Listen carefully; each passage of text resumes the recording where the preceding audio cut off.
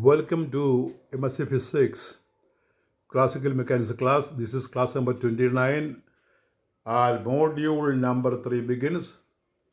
You have 5 modules and 2 modules over, and this is the third module, and it is a central force motion or central force problem that we discuss. And the first one is two body into one body. Two body problem into one body problem, that is the first discussion, and this you may have studied in your BSc class, and it is repeated here. What is the need for discussing two body problem as a one body problem? Simply it is to discuss the problem very easily. അപ്പോൾ ഇവിടെ ആദ്യമായിട്ട് നമ്മൾ ഇവിടെ two body problem one body problem ആയിട്ട് discuss ചെയ്യുന്നൊരു കാര്യമാണ് പറയുന്നത്. ഇത് മോഡ്യൂൾ 3 എന്ന് പറയുന്നതിൻ്റെ ബിഗിനിങ് ആണ്. മോഡ്യൂൾ 3 സെൻട്രൽ ഫോഴ്സ് ആണ്. Central force or inverse square force, അത് സംബന്ധിച്ചുള്ള ടോപ്പിക്കാണ് two body problem into one body problem. Equal one body problem. What is equal one body problem എന്ന് ചോദിക്കാമെങ്കിൽ ഇനി പറയുന്ന കാര്യങ്ങളാണ് പറയേണ്ടത്. Equal one body problem, one body പ്രോബ്ലത്തിൽ ഒരു ബോഡിയെ നമ്മൾ വിചാരിക്കുകയുള്ളൂ. ടു ബോഡി ആണെങ്കിൽ രണ്ട് ബോഡി ഉണ്ട്. ഇപ്പോൾ രണ്ട് വസ്തുക്കളെ നമ്മളൊരു സ്പ്രിങ് കൊണ്ട് ബന്ധിപ്പിച്ചാൽ അല്ലെങ്കിൽ റോഡ് കൊണ്ട് ബന്ധിപ്പിച്ചാൽ അതിനെ ടു ബോഡി എന്ന് പറയും. അവ രണ്ട് കൂടി ചേർന്ന ഒരു സിംഗിൾ വസ്തുവാണെങ്കിൽ അതിന് സിംഗിൾ ബോഡി, വൺ ബോഡി എന്ന് പറയും. അപ്പോൾ പലപ്പോഴും നമ്മൾ ചെയ്യുന്നത് ഈ ടു ബോഡികളെ സിംഗിൾ ബോഡിയായിട്ട് ചിന്തിച്ചിട്ടാണ് പ്രോബ്ലം ഡിസ്കസ് ചെയ്യുക. The two body problem describing the motion of two interacting particles is a fundamental concept in classical mechanics. While it initially seems to involve 6 degrees of freedom, 3 for each particle, it can be elegantly reduced to an equivalent one body problem, significantly simplifying its analysis. This reduction is particularly useful in central force problems such as gravitational and electrostatic interactions. അപ്പോൾ gravitational അല്ലെങ്കിൽ electrostatic ഇൻട്രാക്ഷനിൽ ആണ് സാധാരണ to body problem വരുന്നത്. ഇപ്പോൾ ഉദാഹരണത്തിന് ഇപ്പോൾ എർത്തും മൂണും തമ്മിലുള്ള attraction, എർത്തും മൂണും എടുത്താൽ അവ ഒരുമിച്ച് സഞ്ചരിക്കുന്ന ആ കേസ് എടുത്താൽ അതൊരു ടു ബോഡി പ്രോബ്ലമാണ്. പക്ഷേ ഇവിടെയുള്ള കാര്യങ്ങൾ ഡിസ്കസ് ചെയ്യാനായിട്ട് ഇവ രണ്ടും കൂടി ചേർത്ത് വൺ ബോഡിയാക്കി മാറ്റിയെടുക്കും. അല്ലെങ്കിൽ എർത്തും സണ്ണും അവ രണ്ടും രണ്ട് വസ്തുക്കളാണ്. എർത്ത് സൂര്യന് ചുറ്റും ഇൻവേഴ്സ് സ്ക്വയർ ഫോഴ്സിൽ കറങ്ങിക്കൊണ്ടിരിക്കുകയാണ്. അപ്പോൾ ഇവയുടെ പ്രോബ്ലം ചെയ്യാനായിട്ട് നമ്മൾ അവ രണ്ടിനെയും വൺ ബോഡിയായിട്ട് വിചാരിക്കും. അങ്ങനെ ഡിസ്കസ് ചെയ്യുന്ന രീതിയാണ് ഇവിടെ. അങ്ങനെ ആകുമ്പോൾ നമുക്ക് കോർഡിനേറ്റിൻ്റെ എണ്ണം കുറക്കാൻ പറ്റും. സ്പേസിൽ നമുക്കറിയാം ഒരു വസ്തുവിനെ റെപ്രസെൻറ്റ് ചെയ്യാനായിട്ട് 3 കാർട്ടീഷ്യൻ കോർഡിനേറ്റ് വേണം, എക്സ് വൈ സെഡ്. മറ്റൊരു പാർട്ടിക്കിളാണെങ്കിൽ അതിനും വേണം 3 കോർഡിനേറ്റ് എക്സ് വൈ സെഡ്. അങ്ങനെ മൊത്തം 6 കോർഡിനേറ്റ് ആകും. അപ്പോൾ ഇത് കമ്പൈൻ ചെയ്തിട്ട് ഒരു സിംഗിൾ ബോഡി ആക്കുകയാണെങ്കിൽ കോർഡിനേറ്റ് 3 മാത്രം എക്സ് വൈ സെഡ് ആയിട്ട് മാത്രമായിട്ട് മാറും.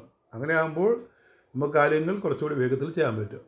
എപ്പോൾ കോർഡിനേറ്റിൻ്റെ എണ്ണം കുറയുന്നു, കാൽക്കുലേഷൻ കുറച്ച് ഈസി ആയിട്ട് മാറും. അപ്പോൾ ഇവിടെ ഒരു ടു ബോഡി പ്രോബ്ലം നമ്മൾ ഡയഗ്രമാറ്റിക്കലി കാണിച്ചിരിക്കുകയാണ്. ഈ പൊസിഷൻ വെക്ടർ കാണിക്കാനായിട്ടാണ് നമ്മൾ അല്പം കോംപ്ലിക്കേഷനായിട്ട് പടം വരച്ചിരിക്കുന്നത്. പക്ഷേ ആലോചിച്ചാൽ സിമ്പിളാണെന്ന് മനസ്സിലാകും. എക്സ് വൈ സെഡ് 3 ഡയറക്ഷൻ നമ്മൾ മാർക്ക് ചെയ്തിട്ടുണ്ട്. എക്സ് വൈ സെഡ്, റൈറ്റിലേക്ക് എക്സ്, മേപ്പോട്ട് വൈ, ഇങ്ങോട്ട് ഇസെഡ് കാണിച്ചാൽ മതി. എന്നിട്ട് ആ റെഡ് ലൈൻ കാണിക്കുന്നത് രണ്ട് വസ്തുക്കളെ തമ്മിൽ ബന്ധിപ്പിക്കുന്ന ലൈനാണ്. M1 M2 രണ്ട് പാർട്ടിക്കിളാണ്. M1 അത് സണ്ണാണെങ്കിൽ M2 എർത്തായിട്ട് വിചാരിക്കാവുന്ന അങ്ങനെ രണ്ട് പാർട്ടിക്കിളാണ്. ഇവയ്ക്കൊരു സെൻട്രൽ മാസ് കാണാം. ആ സെൻട്രൽ മാസാണ് CM എന്ന് എഴുതിയിരിക്കുന്നത്. ഒറിജിൻ ഓയിൽ നിന്ന്, ഇവിടെ മാർക്ക് ചെയ്തിട്ടില്ല, വേണമെങ്കിൽ മാർക്ക് ചെയ്യാം. ഒറിജിൻ ഓയിൽ നിന്ന് സെൻട്രൽ മാസിലേക്കുള്ള ദൂരത്തെയാണ് നമ്മൾ ആർ സെൻട്രൽ മാസ്, ക്യാപിലാർ എന്നാണ് വിളിക്കുന്നത്. ക്യാപിലാർ എന്ന് മാത്രം വിളിച്ചാലും മതി, അല്ലെങ്കിൽ RCM, R central mass. Central മാസിൻ്റെ ലൊക്കേഷനാണ് അവിടെ CM എന്ന് കാണിച്ചിരിക്കുന്നത്. അതിൻ്റെ പൊസിഷൻ വെക്ടറാണ് RCM. പിന്നെ ഈ ഒന്നാമത്തെ മാസിൽ നിന്ന് സെൻട്രൽ മാസിലേക്കുള്ള ദൂരം R1 ആണ്. രണ്ടാമത്തെ മാസിൽ സെൻട്രൽ മാസിലേക്കുള്ള ദൂരം R2 ആണ്. R1 vector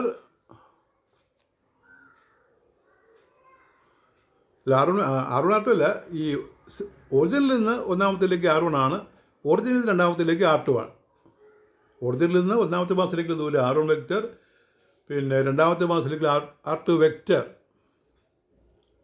vector.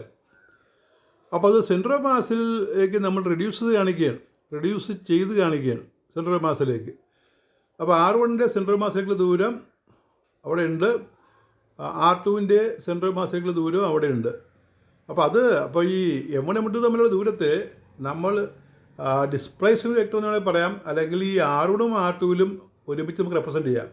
R1ൻ്റെയും R2വിൻ്റെയും ടേമിൽ നമ്മൾ triangle method of vector addition വെച്ചിട്ട് R1ഉം R2വിലും നമുക്ക് ഇവ തമ്മിലുള്ള ഫോഴ്സ് റെപ്രസെൻറ്റ് ചെയ്യാം, അകലത്തെ റെപ്രസെൻറ്റ് ചെയ്യാം. അപ്പോൾ പഠനം വരയ്ക്കുക. എന്തൊക്കെയാണ് മാർക്ക് ചെയ്യേണ്ടത്? 2 മാർക്ക് M1 M2 മാർക്ക് ചെയ്യണം. ആ റെഡ് ലൈനാണ് മാർക്ക് ചെയ്തിരിക്കുന്നത്. റെഡ് ലൈൻ നമുക്ക് പറ്റില്ലല്ലോ, അതുകൊണ്ട് ബ്ലൂവിൽ തന്നെ വരച്ചാൽ മതി. ആദ്യമായിട്ട് XY വരയ്ക്കണം. എന്നിട്ട് ഓയിൽ നിന്ന് M1ലേക്ക് R1 വെക്ടർ, M2ലേക്ക് R2 വെക്ടർ മാർക്ക് ചെയ്യുക. മറ്റേത് R വെക്ടർ മതിയാകും. സെൻട്രൽ മാസ് മാർക്ക് ചെയ്യണം. സെൻട്രൽ മാസിലേക്കുള്ള അകലം 6 പിന്നെ അവിടെ ഒരു മുകളിൽ ഒരു R1 R2 എന്ന് കാണിച്ചിട്ട് അതില്ലെങ്കിലും കുഴപ്പമില്ല. കാരണം അവിടെ അങ്ങനെ കാണിച്ചിരിക്കുന്നത് സെൻട്രൽ മാസിലേക്ക് M1 എന്നുള്ള അകലം, അതിൻ്റെ ആവശ്യമില്ലെന്ന് പറയുന്നത് ശരിക്കും. അപ്പോൾ ഇത്രയും മതി. R1 താഴെ കാണുന്നത്, R2 റൈറ്റ് സൈഡ് താഴെ കാണുന്ന, മുകളിലത്തെ അകലം 6 എടുത്താലും മതി. അല്ലാതെ ഓരോ മാസത്തിലേക്കുള്ള അകലം പ്രത്യേകം മാർക്ക് ചെയ്യണമെന്നില്ല. ഇതാണ് പെടാം. 2 body problem setup. എന്താണ് 2 body problem setup? Consider 2 particles M1 and M2 with position vectors R1 and R2. എല്ലാ vectors are respectively with respect to the fixed inertial origin O mark ചെയ്യണേ.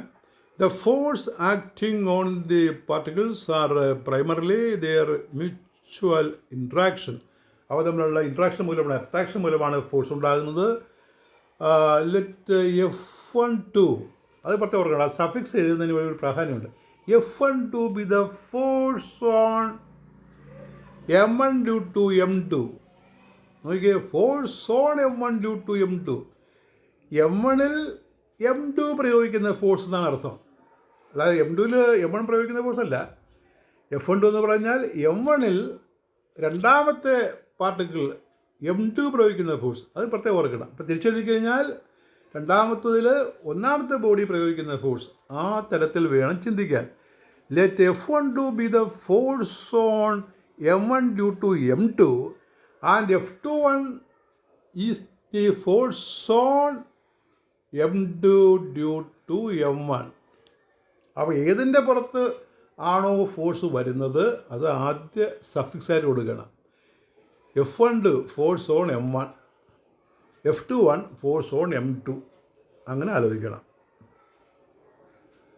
Then according to Newton's third law, action is reaction, action is minus reaction. F12 equal F21. The equations of motion for the two particles, two bodies. അപ്പോൾ രണ്ട് വസ്തുക്കളുടെയും equation motion കൊടുക്കുക. അത് F is ma എന്നുള്ളത് M R1 double dot, R1 vector കേട്ടോ, R1 vector double dot, അതായത് second derivative. അപ്പോഴാണ് acceleration വരുന്നത്, പൊസിഷൻ്റെ സെക്കൻഡ് ഡെറിവേറ്റീവ്. അപ്പോൾ M R1 double dot is equal to F12. M R2 double dot is equal to അല്ലെങ്കിൽ M2 R2, അത് M1 ആണ് കേട്ടോ. M2 R2 double dot is equal to F21. അങ്ങനെ രണ്ട് ഫോഴ്സാണ് മാർക്ക് ചെയ്തു.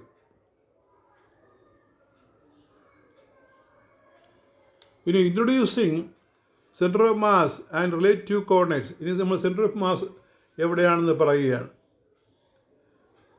To simplify the problem we introduce new coordinates systems. അപ്പോൾ പുതിയൊരു കോർഡിനേറ്റ് സിസ്റ്റം കൊടുക്കുകയാണ്.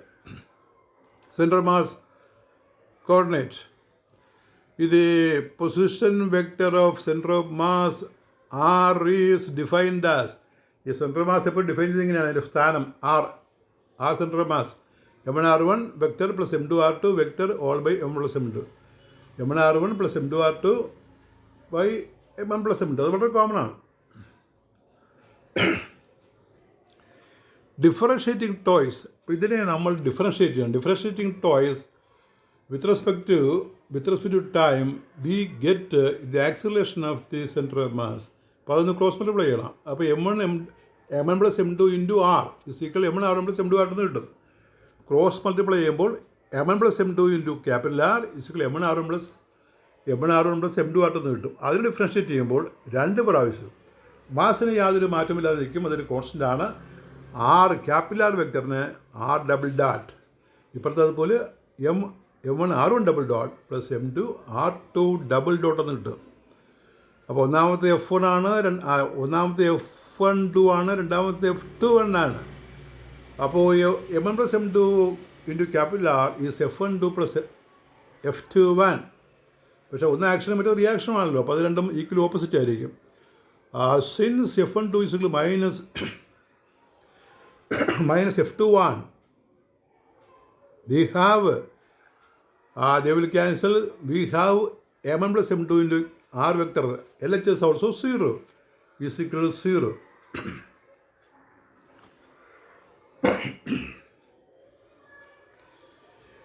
This implies that if there are no external forces acting on the system, the center of mass moves with the constant velocity.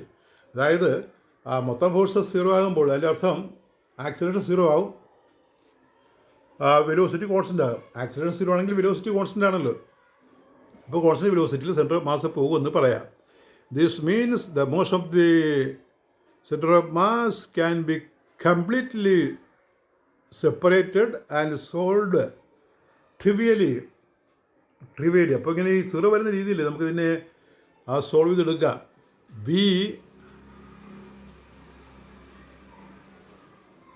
ഇതിനടുത്ത relative coordinates.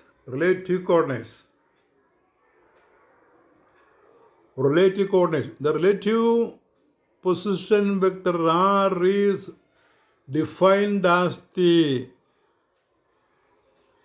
Vector from M1 to M2. അപ്പോൾ M1 നിന്ന് M2യിലേക്കുള്ള ആ ദൂരം വെച്ച് നമുക്ക് relative position കണ്ടുപിടിക്കാം.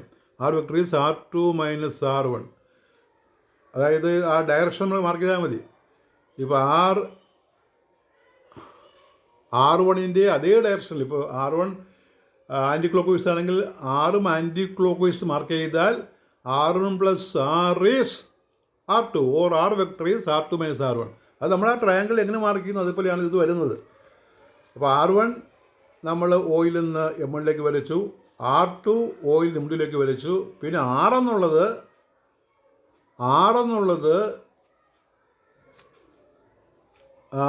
M1ൽ നിന്ന് M2യിലേക്ക് വലിച്ചാൽ നമുക്ക് പറയാൻ പറ്റും R plus R1 is R2 or R vector is R2 minus R1. Differentiating twice with respect to time, we get to the relative acceleration. Displacement 2 പ്രാവശ്യം ഡിഫറൻഷ്യേറ്റ് ചെയ്താൽ ആക്സിലേഷൻ ആയിട്ട് മാറും. Therefore R1 vector R vector double dot vector sign എഴുതിയിട്ട് അതിൻ്റെ മുകളിൽ വലിച്ചാലും മതി, 2 കുത്തിട്ടാലും മതി. അതിൽ പ്രത്യേക കണ്ടീഷനൊന്നുമില്ല. ഇവിടെ 2 കുത്തിട്ട് മുകളിൽ വലിച്ചിരിക്കുകയാണ്. ഇനി ആറിൻ്റെ മുകളിൽ വലിച്ചിട്ട് 2 ഡോട്ട് ഇട്ടാലും ശരിയാണ്. R double dot vector is equal to R2 double dot vector minus R1 double dot vector. Now we can express F1 and F2 in terms of force. That is F1 is equal to yes. Now we can express R1 and R2 in terms of the forces. R1 double dot is equal to F12 by M1. R2 double dot is F21 by M2. അങ്ങനെ mark ചെയ്യാം. F12 is equal to F21. Substituting these into the relative acceleration equation, that is R double dot is equal to F21 by M2 minus F12 by M1. But F12 is minus F21. അത് കൊടുക്കുമ്പോൾ രണ്ടും plus ആയിട്ട് മാറും. F is equal F21 by M2 plus F21 by M1. F21 പുറത്തേക്ക് എടുക്കാം നമുക്ക്. F21 പുറത്തേക്ക് എടുക്കുമ്പോൾ R double dot is equal to 1 by M2 plus 1 by M1 into F21. Therefore R double dot is equal to M1R1 plus M1 plus M2 by M plus M2. അതായത് നമ്മൾ L C കണ്ട് കൂട്ടുകയാണ് into F21. ഇനി നമ്മൾ reduced mass പറയുകയാണ്. അപ്പോൾ അങ്ങനെ പറയുമ്പോഴാണ് നമുക്ക് ഇക്വലൻ്റ് വൺ ബോഡി പ്രോബ്ലം കിട്ടുന്നത്. റെഡ്യൂസ്ഡ് മാസ്, ആ ബ്രാക്കറ്റിൽ കാണുന്ന ടേമിനെ 1/μ എന്ന് പറയും. 1/μ ഇസ് റെഡ്യൂസ്ഡ് മാസ്, അല്ലെങ്കിൽ μ ഇസ് m1m2/m + m2 എന്ന് പറയും. So equivalent one body problem.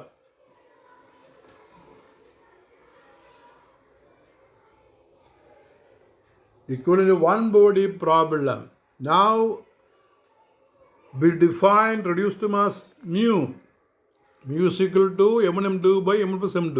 അപ്പോൾ മുകളിൽ കാണുന്ന ഇക്വേഷനകത്ത് നമുക്ക് അത് 1/μ ആയിട്ട് വരും. Therefore therefore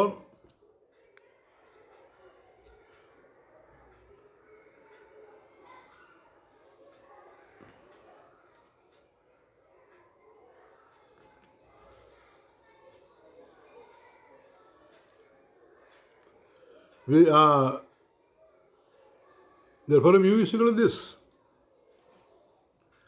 That value we give it there.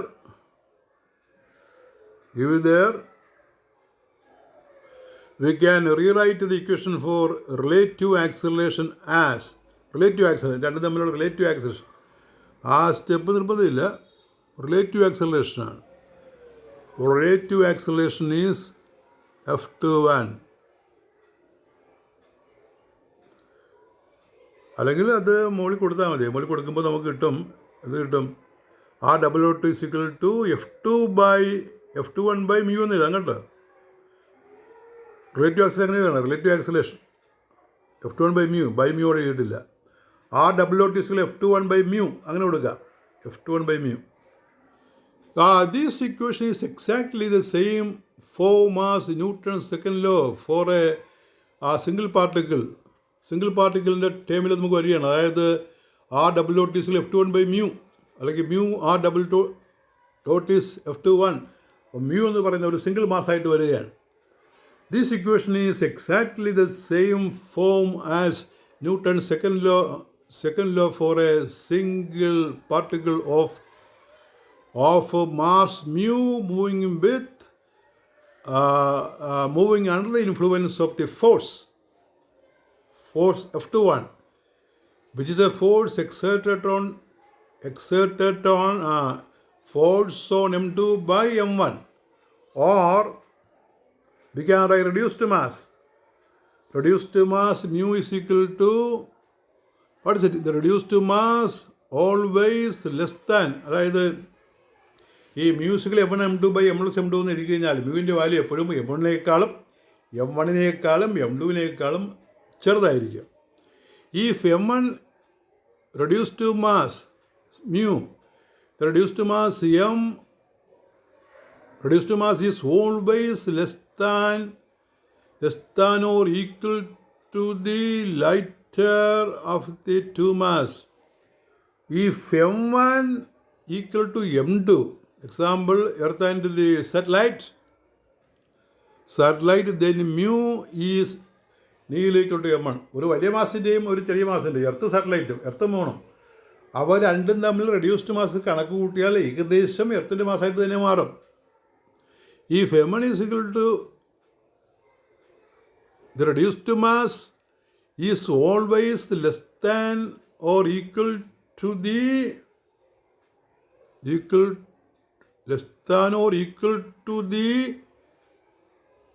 lighter mass ആകട്ടെ, lighter of the two masses. അതായത് ക്യാപിറ്റലും സ്മോളമും കൂടി നമ്മൾ റെഡ്യൂസ്ഡ് മാസ് കണ്ടുപിടിച്ചാൽ സ്മോളമായിട്ട് മാറും, സ്മോളമിന് തുല്യം. അങ്ങനെയാണ് ഞാൻ ആദ്യം പറഞ്ഞതിൽ ചെറിയ പ്രശ്നമുണ്ട്. അതായത് സൂര്യൻ്റെയും അല്ലെങ്കിൽ എർത്തിൻ്റെയും മൂണിൻ്റെയും റെഡ്യൂസ്ഡ് മാസ് എടുത്തു കഴിഞ്ഞാൽ nearly reduced mass equal to that of muon അങ്ങനെ വരും. രണ്ട് വസ്തുക്കളുടെ ഭാരം കൂടിയും കുറഞ്ഞതുമായ രണ്ട് വസ്തുക്കളുടെ റെഡ്യൂസ്ഡ് മാസ് എടുത്താൽ അതെപ്പോഴും ഈ ഭാരം കുറഞ്ഞ മാസിന് തുല്യമായിട്ട് വരിക, നിയർലി. ഇനി രണ്ടും തുല്യമാണെങ്കിൽ സംഭവിക്കുന്നത് നോക്കുക. ഇപ്പോൾ പോസിറ്റീവ് ഇലക്ട്രോൺ കേസ് ആണെങ്കിൽ റെഡ്യൂസ്ഡ് മാസ് 1ൻ്റെ പകുതിയായിട്ട് മാറും. If m1 is m2, example Earth and the satellite, അത്തരം കേസിൽ m1 ഈക്വൽ ടു അല്ല, m1 greater than m2, reduced mass is equal to m2 അങ്ങനെ വരും.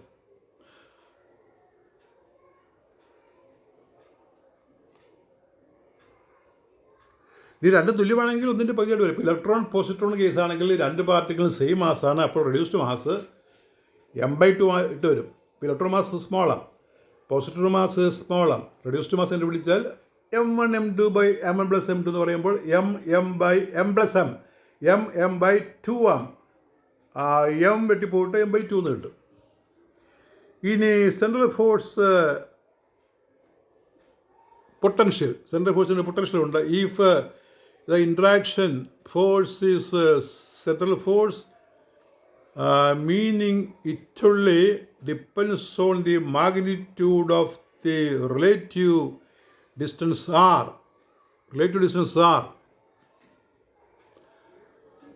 then the potential energy u is a function of r, also only depends on r.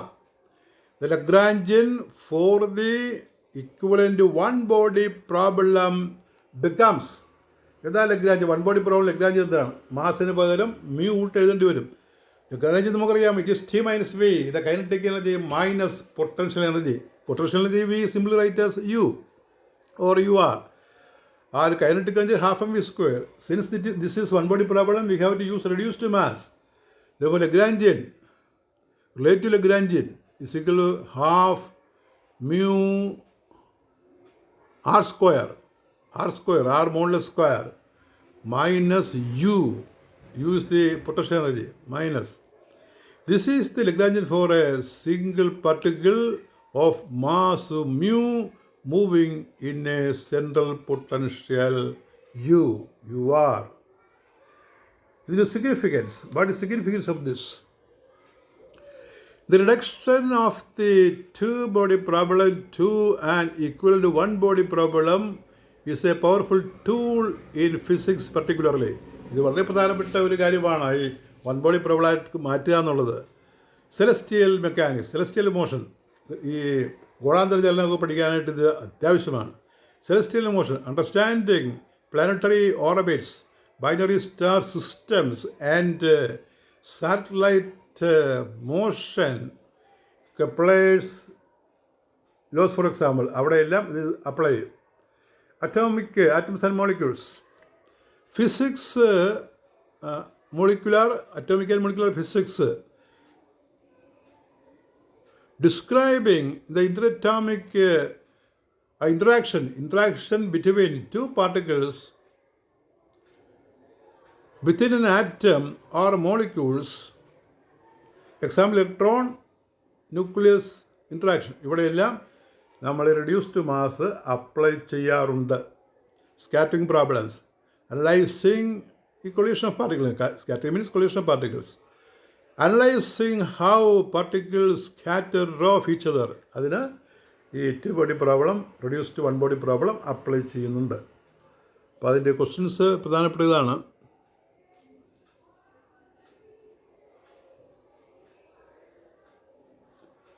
How will you transform two-body problem into a single-body problem?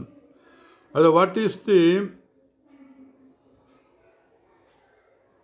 significance of transforming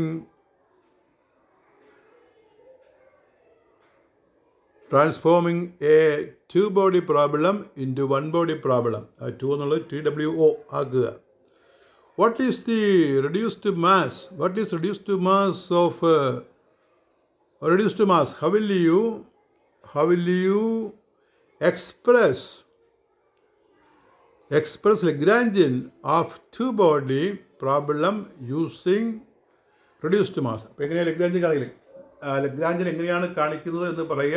നമുക്കറിയാം reduced mass എന്ന് പറഞ്ഞാൽ അത് mu m1 m2 by m1 plus m2 ആണ്. അത് വെച്ച് എങ്ങനെയാണ് ഒരു to body one ബോഡിയാക്കി മാറ്റുമ്പോഴുള്ള ലഗ്രാഞ്ചിൻ എന്നും പറയുക.